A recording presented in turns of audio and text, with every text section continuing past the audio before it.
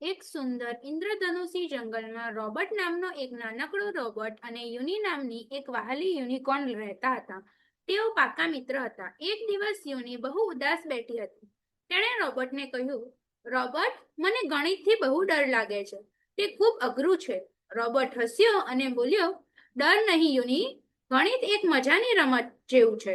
ચાલ હું તને શીખવું. રોબર્ટે એક મોટું બ્લેકબોર્ડ કાઢ્યું અને બોલ્યો, ચાલ આપણે સરવાળાથી શરૂઆત કરીએ. જો આપણી પાસે 23 રંગીન પથ્થર હોય અને આપણને 17 બીજા મળે તો કેટલા થાય?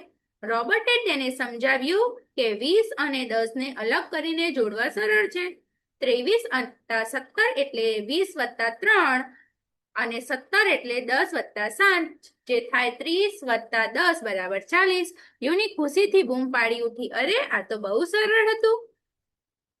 પછી રોબર્ટે બાદબાકી વિશે જણાવ્યું. તેણે કહ્યું, યુની, માનીને તારી પાસે 56 જાદુઈ ફૂલો છે અને તે 18 ફૂલ તારા મિત્રને આપી દીધા. હવે તારી પાસે કેટલા વધ્યા? યુનીએ ધીરે ધીરે ગણતરી કરી. 56 માંથી પહેલા 10 ઓછા કર્યા તો 46, પછી 8 વધુ ઓછા કર્યા તો 38. રોબર્ટે તાળીઓ પાડી અને યુનીનો આત્મવિશ્વાસ વધી ગયો. હવે આપણે ગુણાકાર શીખીશું, રોબર્ટે કહ્યું. ગુણાકાર એટલે એક જ સંખ્યાને વારંવાર ઉમેરવી. જેમ કે 7 ગુણ્યા 8 નો અર્થ છે 7 ને 8 વાર ઉમેરવા. રોબર્ટ જમીન પર બ્લોક્સ ગોઠવ્યા. યુનીએ જોયું કે 14 વત્તા 14 વત્તા 14 વત્તા 14 કરવાથી જવાબ 56 આવે છે. તેને લાગ્યું કે તેની પાસે કોઈ નવી સુપર પાવર આવી ગઈ છે. બીજા દિવસે સ્કૂલમાં એક મોટી ગણિત સ્પર્ધા થવાની હતી. યુની પહેલા ખૂબ ગભરાતી હતી, પણ હવે તે ઉત્સાહિત હતી. રોબર્ટે તેને પ્રોત્સાહન આપતા કહ્યું, આપણે બસ સાથે મળીને પ્રેક્ટિસ કરવાની છે.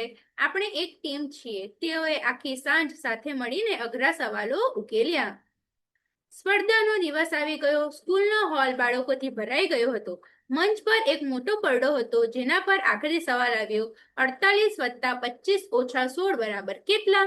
બધા બાળકો વિચારમાં પડી ગયા. આ સવાલ થોડો અઘરો હતો કારણ કે તેમાં સરવાળો અને બાદબાકી બંને સાથે કરવાના હતા. યુનીએ રોબોટે શીખવેલી રીત યાદ કરી. તેણે મનમાં વિચાર્યું, પહેલા 48 અને 25 નો સરવાળો કરીએ, જે થયા 73. હવે 73 માંથી 16 બાદ કરવાના છે. તેણે આત્મવિશ્વાસ સાથે ચોક ઉઠાવ્યો અને બ્લેકબોર્ડ પર મોટા અક્ષરમાં 57 લખી દીધું. આખો હોલ શાંત થઈ ગયો અને જજ પણ નવાઈ પામી ગયા. સાચો જવાબ જજે જાહેરાત કરી. રોબર્ટ અને યુનીની ટીમે પ્રથમ સ્થાન મેળવ્યું હતું.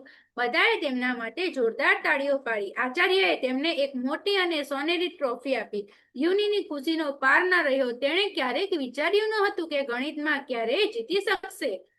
મંચ પરથી નીચે આવ્યા પછી યુનીએ રોબર્ટને ગળે લગાવી લીધો. તેણે કહ્યું, આભાર રોબર્ટ, તે મને ફક્ત ગણિત જ નથી શીખવ્યું, પણ મારી જાત પર ભરોસો કરતા પણ શીખવાડ્યું છે.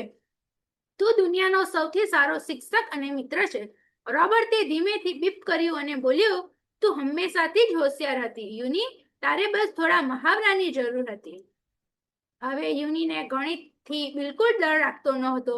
તે અને રોબર્ટ દરરોજ નવા સવાલો ઉકેલતા હતા. તેઓએ શીખ્યું કે જ્યારે મિત્રો સાથે મળીને મહેનત કરીએ ત્યારે ગણિત સરળ બની જાય છે. હવે ગણિત તેમના માટે એક જાદુઈ અને આનંદદાયક સફળ બની ગયું હતું.